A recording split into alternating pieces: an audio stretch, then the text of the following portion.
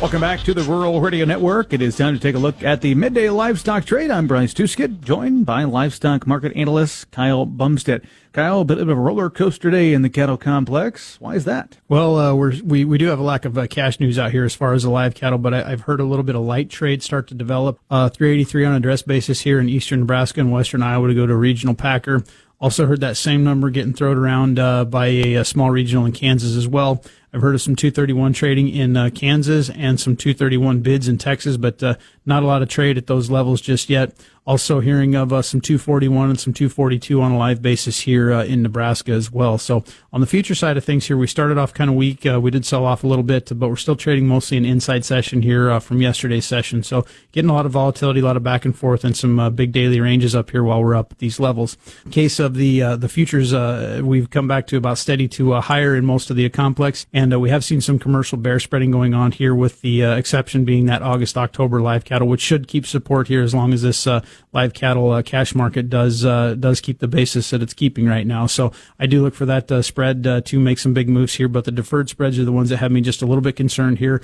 We're seeing some commercial selling out there out back, so that might be trying to tell us that this cash market could be at any point in time, like we've been saying and folks have been saying, that we could be getting close to a top. So do need to keep our eyes on box beef. Box beef was a little bit lower here at noon, but everybody's looking at that evening run here to see what those actual numbers come in at. And as far as the rest of the week goes, we do have some decent feeder cattle sales here. We did see some big sales here yesterday in Kearney, and we will have some. We are still looking for that big amount of live cattle cash trade to take place yet here this week, Bryce. Livestock analyst Kyle Bumsted, our guest. Do remember, trading involves risk of loss and may not be suitable to all investors. You're listening to the Rural Radio Network. Battling rust or tar spot? Drought threatening? You need a fungicide that'll hold the line, finish a job, and help protect your yield. The right one for the job? Try for Pro Fungicide. Powered by 3 workhorse active ingredients, including Solantinol technology, Trivapro works overtime to protect corn and wheat from rust, leaf spots, blights, and stress, maximizing your potential yield at harvest. The pros trust Trivapro to work harder, last longer, and help yield stronger. Shouldn't you? Talk to your retailer to lock in your supply today. Always read and follow label instructions. When you live a tobacco-free life, you're free to live more fully. You're free to be more active and to breathe easier when you are, to be more present with family and friends, and to enjoy food and drinks more fully without nicotine dulling your senses. Tobacco-free can mean better physical health, mental health, and financial health. Giving up tobacco can give you more life. Learn more at quitnow.ne.gov. Paid for by Tobacco Free Nebraska. Aired in association with the Nebraska Broadcasters Association and this station.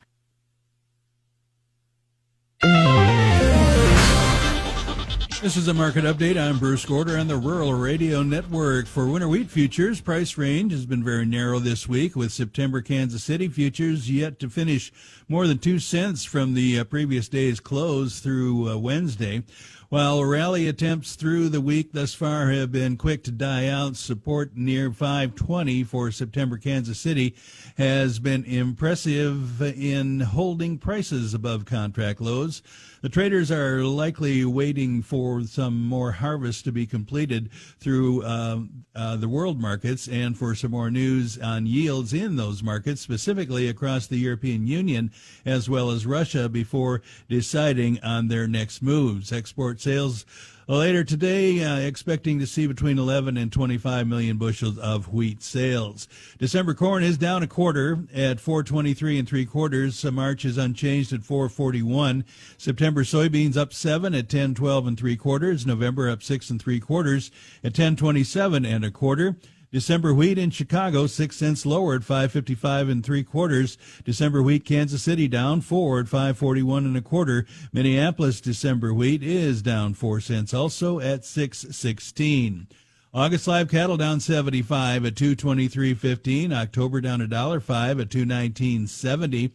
September feeder cattle down 82 at 325.02. October down 62 at 323.35. October lean hogs $1.35 higher at 90.05. December up $1.22 at 81.70. The Class 3 milk for August is up, make that higher by 13 cents at 17.59. And Class 3 milk for September is up 2 cents at 18.